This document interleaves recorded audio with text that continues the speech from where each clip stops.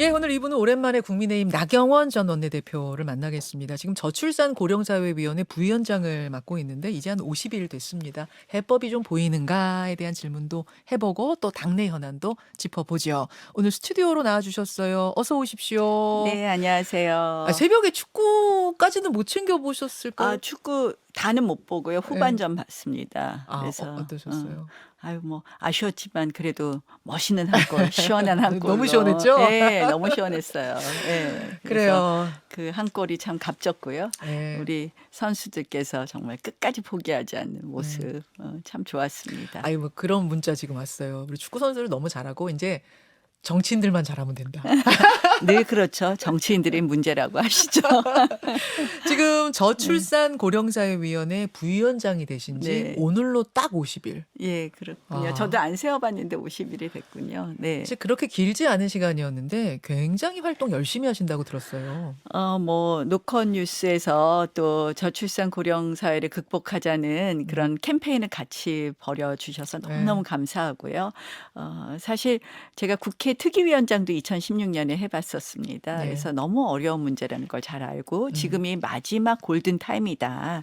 왜냐하면 조금 있으면 인구절벽 시대의 부모 세대가 등장하기 시작하면 우리가 더 이상 출산율을 올려도 맞아요. 어떻게 할 수 없다는 네. 생각으로 그런 각오를 하는데요. 참 어려운 문제입니다. 어려운 문제예요. 네, 어제 CNN, 미국의 CNN 네. 방송에서 우리나라 이 저출산 문제를 다뤘어요. 근데 이렇게 평가를 하더군요. 한국은 260조 원을 투입했지만 세계 최저 출산 문제를 해결하기엔 불충분하다.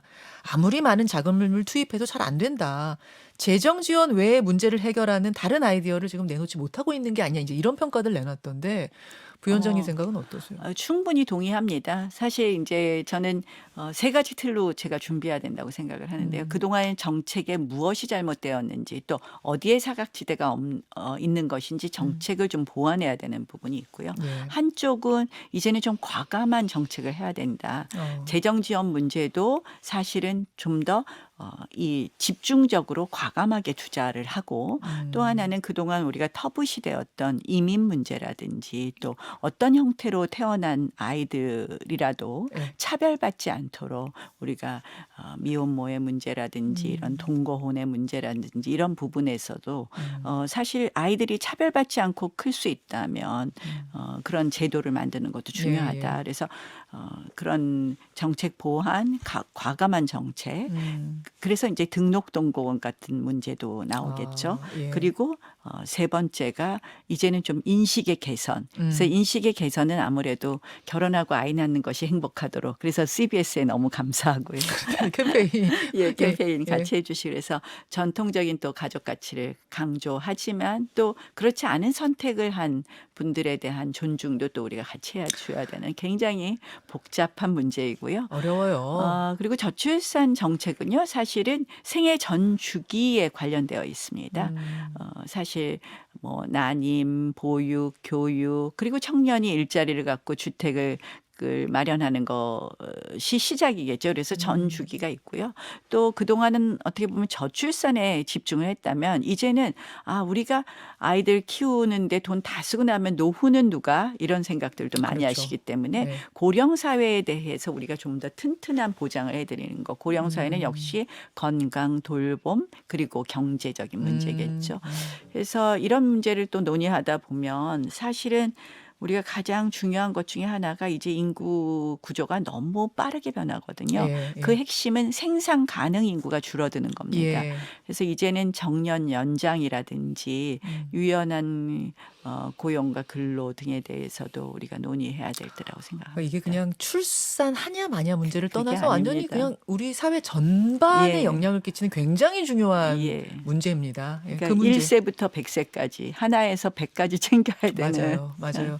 중요한 직책을 이슈입니다. 맡고 이제 50일을 보내셨는데 이 기구가 대통령 직속 기구예요. 예, 그렇습니다. 위원장이 대통령이고 네. 대통령과도 직접 이런 부분 논의도 좀 하셨습니까? 예, 이제 뭐 논의를 시작하고 있고요. 저희가 민간 민간위원이 있고 당연직 정부위원이 있습니다. 네.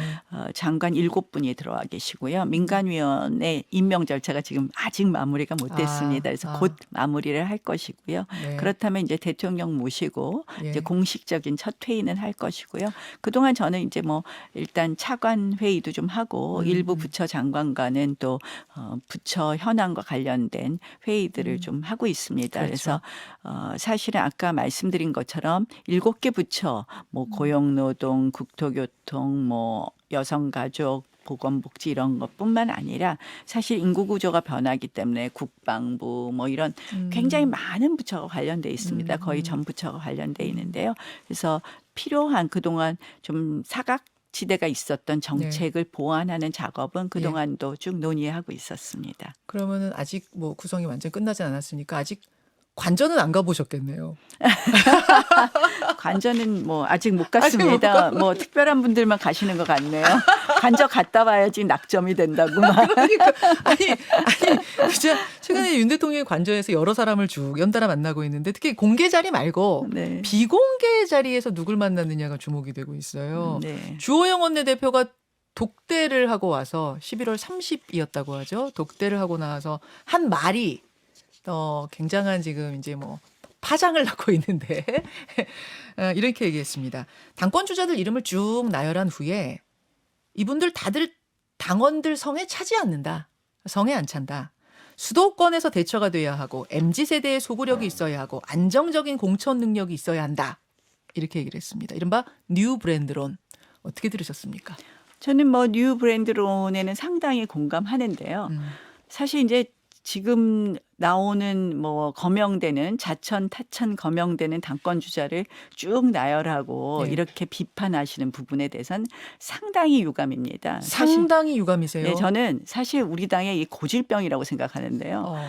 본인들이 하지도 않으면서 또는 본인들의 다른 의사로 내부 총질보다 더 나쁜 것이 내부 디스다. 저는 이렇게 생각하는데요. 내부 디스다. 네. 아니 사실 이 쭉 된 이름 중에 나경원 전 의원 이름이 있었거든요. 당연히 있었겠죠. 있었거든요. 근데 사실은 저는 우리 당의 이게 고질병이라고 생각하는데요. 나와서 뛰시는 분들, 저는 뭐 사실 이제 제가 뭐 의사 표현 한 것도 아니고 이제 계속해서 아무래도 타천이죠 늘 지금. 국힘 지지층에서는 압도적 1등이죠. 그러니까요. 네, 국힘과 중도층까지도 제가 뭐 다른 분들보다는 적어도 더블 가까이 나오는 것 같습니다. 예, 2위 후보보다는. 예. 그런데 일종의 뭐 다른 게 아니라 그동안 나온 사람들은 다 문제 있다 이런 식으로 늘 매도하는 것 우리 당의 정말 고질병이라고 생각하고요. 그러다가 어쩔 때 보면 그러다가 공천 줄 사람 없어서 도로 주면서 이미 디스 한참 하고 주고 나면 경쟁력 없어지고요. 우리 당에 참 이것도 문제입니다. 뭔가 새 것만 좋아 보이고 하는 것도. 그러다 보니까 참 당을 위해서 오래 희생하고 하는 분들이 어떻게 보면 서로 존중하고 우리가 주호영 원내대표님 참 뭐 어떻게 보면 어떤 때는 참 잘하시면 어떤 때는 아쉬움이 있어도 우리가 늘 좋은 말씀으로 잘해 주시기를 바라는 말씀으로 참 수고 많으시다 하고 이렇게 이야기를 하는데 좀 뭐 성에 차지 않는다 이런 식으로 셀프 디스하는 거는 내부 디스는 전 내부 총질보다 더 나쁘다 이렇게 생각합니다. 내부 총질보다 더 나쁜 내부 디스를 지금 하신 것 같다. 그러면 왜 조영 원내대표가 왜 그런 말씀을 하셨을까요? 글쎄요. 뭐 저는 그런 의도에 대해서는 잘 모르겠습니다. 뭐 많은 여러 가지 분석이 있는데요. 뭐 거기에 대해서는 뭐 진위는 잘 모르겠습니다. 세간의 해석은 어떻냐면 이제 윤석열 대통령과의 교감, 이른바 윤심이 담긴 발언 아니겠느냐. 실제로 당심과 민심 두 마리 토끼를 다 잡아야 되는데 지금 이제 자천 타천 거론되는 주자들 중에는 수도권 중도 민심, 뭐 청년 민심 잡을 주자가 안 보인다. 당 밖에 있는 뉴 브랜드, 새로운 사람을 찾아보자는 윤심이 담긴 거 아니냐 이런 해석이 지금 가장 많이 나오거든요. 어떻게 생각하십니까? 글쎄요, 꼭 그렇게 없다고 보는 게 맞는지도 잘 모르겠고요. 뭐 거기서 이제 한동훈 장관 차출설 이야기도 나오죠. 근데 뭐 한동훈 장관이 나오셔도 저는 나쁘지는 않겠지만 그러나 한동훈 장관 입장에서나 대통령 입장에서 한동훈 장관의 차출에 대해서 부정적이지 않을까 이렇게 생각을 합니다. 일단 윤심이 한동훈 장관은 아니라고 보세요. 당대표로서. 더 귀하게 쓰시려고 하지 않을까. 더 귀하게. 아는 않을까 그런 생각도 해봅니다. 더 귀하게가 뭐예요? 그러니까 뭐 이제 당대표를 이번 당대표가요. 예. 과연 정말 다음 미래 행보에 좋은 자리인가 어떤 정치인의 입장에서 보면 상당히 어려운 자리입니다. 사실은 이번 당대표는 희생의 각오가 있지 않고는 어려운 자리다 이렇게 생각을 합니다. 그 말씀은 이번 총선은 중간 평가적인 성격이 있기 때문에 그러니까 여당에게 저는 어렵단 총선을 말이죠. 이길 확률이 높다라고 생각을 하는데요. 어찌됐든 이번 당대표는 대통령의 뜻을 잘 받아야 됩니다. 예. 결국 공천에 있어서 이 대통령실의 뜻과 실질적인 민심과 일치해가는 그 굉장히 어려운 과정이 남아 있고요. 예. 사실 대통령의 임기 초반 때의 당대표로서는 일종의 이 관리형 당대표라고 흔히들 표현하지만 그것이 또 관리형만으로 돼서는 안 되는 부분이 있거든요. 그래서 좀 더 굉장히 본인의 여러 가지의 미래보다는 대통령의 뜻을 좀 중시하고 그것을 잘 조율해 가는 그런 리더십이 좀 필요하고요. 또 그런데 사실 야당과의 관계에서는 녹록하지 않거든요. 많죠. 그렇죠. 그러니까 이 균형을 맞춰가는 것 굉장히 어려운 자리라고 생각을 합니다. 상당한 정치 경험도 있어야 되고. 예, 그렇고 그래서 그것이 정말 축배가 될지 독배가 될지 굉장히 어려운 자리이기 때문에 아마 한동훈 장관에게는 대통령께서 그런 자리를 좀 험한 자리를 맡기지 않으시지 않을까 이렇게 생각을 합니다. 워낙 이뻐하시니까. 워낙 이뻐하시니까 이 험한 자리에 굳이 장관직 막 지금 촉박하게 내려놓고 보낼 이유가 없다. 전 그렇게 생각합니다. 그렇게 보세요. 네. 그렇게 보세요. 그럼 지금 한동훈 차출설은 어디서 자꾸 이렇게 나오는 거라고, 어디서 띄우는 거라고 보세요? 글쎄요, 워낙 당내에서도 좀 상상력을 키우다 보니까 그런 얘기들 하시는 분들이 있으신 걸로 알고 있습니다. 네. 그러면은 뭐 현실 가능성 뭐 이런 거 다 봤을 때는 일단은 지금으로선 가능성 제로라고 보시는군요. 저는 낮다. 예. 낫다. 예. 그래. 그러면 이제 그 브랜드가 한동훈이냐 아니냐, 그 뉴 브랜드가 한동훈이냐 아니냐를 떠나서 이런 얘기는 할 수 있을 것 같아요. 지난 전당대회 때 이준석 바람처럼 수도권 중도와 청년층까지 들썩이게 할 바람이 불어야 하는데 지금 그런 바람까지는 불지 않는다. 근데 이준석 바람의 결과가 좋았나요? 아, 우린 늘 대선은 이겼잖아요. 대선 이긴 게 이준석 대표의 효과일까요? 여기에 대해서도 여러 가지 해석이 있습니다. 어떻게 보면 20, 30대 여성들을 불필요하게 자극해서 안 찍을 20, 30대 여성들이 민주당을 찍었다 이렇게 볼 수도 있다. 분석하는 것도 있죠. 그래서 우리가 제가 아까 내부 디스 얘기를 했는데 늘 뭐 선거 때가 되면 새 것 이런 거 좋아하는 게 우리 당의 특성이에요. 그래서 그동안 고생하신 당협위원장들 내치고 새로운 사람 데리고 오고 그러는데요. 그 뭐 일부분은 저는 항상 또 필요하다고 생각을 합니다. 늘 세피 수혈이. 예. 근데 지금 당 대표 자리는 그렇게 세피가 하기는 좀 어려운 부분도 있고 또 그것이 반짝 이벤트는 될 수 있는데 사실 지금 이제 총선까지 관리해야 되는데 쉬울까 하는 생각을 좀 해봅니다. 예. 나경원 전 의원은 수도권 출신이시라는 게 큰 강점이잖아요. 출마 결심 하실 때 되지 않았어요, 이제? 뭐 아직 저출산위원장 50일 됐기 때문에요. 예. 민간위원 오시면 저 일할 거 많습니다. 기후환경대사로도 일할 거 많고요. 조금 일 좀 더 해보고 싶고요. 물론 또 어떤 분들은 그래요. 이게 이제 비상근 자리이고 좀 정치적 파워가 커야지 저출산위원장도 그렇고 이게 다 부처를 조율해야 되니까 맞아요. 당대표 하고도 그만둘 필요 없는 자리 아니냐. 겸직. 그리고, 네. 그리고 그래야지 더 일 잘할 수 있는 거 아니냐 하는데요. 뭐 그런 걸 다 떠나서 실질적으로 조금 아직 썩 내킨다 이렇게 보지는 않고 있습니다. 보진 않고 있고. 그렇다고 불출마 결심을 하신 것도 아니죠? 당이 저는 잘 되는 것이 사실은 우리가 인구 문제만 해도 미래 아젠다인데요. 이런 걸 힘있게 할 수 있는 가장 중요한 어떻게 보면 시작이 당이 잘 되는 거라고 생각을 하거든요. 그래서 그런 면에서 전당대회에 대한 관심을 완전히 놓지는 않았다 이렇게 말씀드리고 싶습니다. 아까 희생하는 이 자리가 될 거다 이번에는. 굉장히 그런 의미라면 희생해야 되는 자리입니다. 그러니까요. 사실은. 그런 의미라면은 나 전 의원이 희생해 주십시오라고 요청이 들어올 때 막 거절하기도 쉽지 않잖아요. 글쎄요, 아직 그런 요청 받아본 적이 없어서 별로 고민 안 해도 될 것 같습니다. 일단 관절을 좀 들어가 보세요. 괜찮습니다. 예. 그 전대룰 변경 얘기가 나와요. 아. 특히 이제 이번 관저에서 여러 회동이 있은 후에 그 얘기가 나오다 보니까 이것도 윤심 아니야? 막 이런 얘기가 하여튼 나오는데 뭐 모르겠어요. 그건 모르겠지만 여하튼 9대 1로 바꾼다. 당심구 뭐 민심 1, 여론조사 1 이렇게 바꾼다는 것에 대해서는 어떻게 보십니까? 저는 일단 이게 뭐 전당대회 이렇게 코앞에 두고 룰을 바꿨을 때는 괜히 특정 후보를 배제하거나 특정 후보를 지지하기 위한 룰 변경 아닌가 하는 오해를 받을 수 있는 것 같아서 아, 조금 명확한 논리나 또 논거가 없이 이렇게 예. 전대 룰을 바꾸는 것은 위험하다. 좀 더 신중하게 접근해야 된다라고 생각을 하고요. 아, 저는 나경원 전 의원이 당심, 당의 지지를 많이 받으시니까 당원들 지지를 9대 1로 바꾼다고 하면 뭐 좋습니다라고 하실 줄 알았는데 그게 아니네요. 저는 근데 이제 뭐 저에 대한 유불리를 떠나서 사실은 이제 우리가 큰 원칙으로 봤을 때 그런 부분이 있다고 보고요. 그러니까 누군가가 하나 뭐 힘을 누군가를 배제하거나 누군가를 지원하기 위한 그런 시키기 위한 것처럼 보인다면 보일 수 있다. 예, 보일 수 있기 실제로 때문에 그럴 수도 있어요. 예, 그럴 수도 어느 있다고 세력이 보고. 힘을 모아서 누구 지지하자 그러니까 할 이제 경우 뭐 여론을 자꾸 내리는 것이 특정 후보를 배제하려고 그러는 거 아니냐 이런 또 오해를 불러일으킬 수 있기 때문에 좀 신중해야 된다고 생각을 하고요. 유승민 전 대표. 예, 그리고 이제 우리가 두 번째로 이렇게 여론조사를 한 30%씩 넣게 된 우리 과거의 이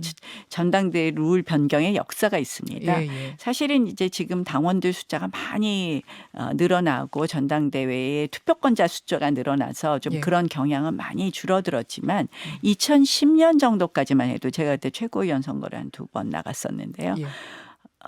전당대회의 대의원 숫자가 거의 대의원 10,000명이 거의 전당대회의 당락을 결정했습니다. 그래서 그때 굉장히 돈 많이 드는 당내 선거의 구조였거든요. 돈 많이 드는. 예, 그래서 저는 사실 이런 이제 지금은 워낙 이제 그러다 보면 당원 숫자가 늘어나니까 당원도 여론에 당원의 생각도 여론에 수렴하지 않을까 이런 생각을 하지만 최근에 좀 집단적으로 우리 당의 당원 숫자가 늘어나는 경향이 좀 있습니다. 특정 세력들이 당원 가입을 많이 한다 이런 우려들도 좀 있거든요. 그러니까 제가 보도 본 걸로는 예. 정광훈 목사를 비롯한 이제 그쪽 분들도 뭐 많이 온다는 얘기도 글쎄, 보도예요. 뭐 그냥. 글쎄 예, 예. 그냥 저도 어느 세력인지는 잘 모르겠지만 그래서 이렇게 이런 것과 맞물려서 우리 하여간에 전당대회라는 것은 모든 당원들의 개개인의 의사가 모여서 정말 그들의 자유의사로 잘 결정돼야 되는데 하는 그런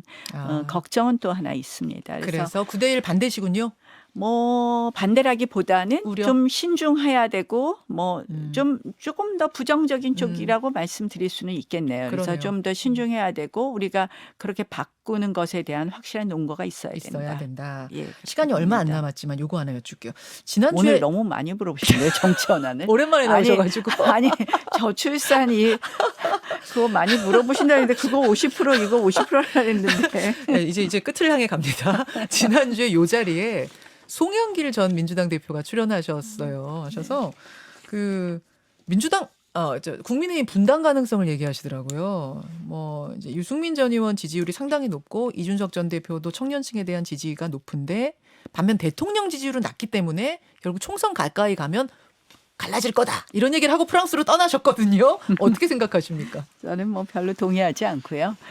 우리 당은 이미 이 갈라졌던 분들이 다시 들어온 당이 되어 있고 사실은 그 뭐 분당이나 이런 경우에 얼마나 아팠던지 다 기억하시는 것 같습니다. 그래서 우리 당이 갈라진다면 사실 우리 당만 뭐 갈라지는 것이 아니라 뭐 민주당의 일부 세력하고 또 합칠 수 있는 뭐 제3의 정당이 있을 가능성이 있을지 몰라도 사실 저는 그거 자체도 높지 않다고 봅니다. 그래서 사실 분당 가능성에 대해서 높게 생각하지 않고요. 예. 또 윤 대통령의 지지율은 최근에 이제 다시 회복하고 지금 40%를 가까이까지.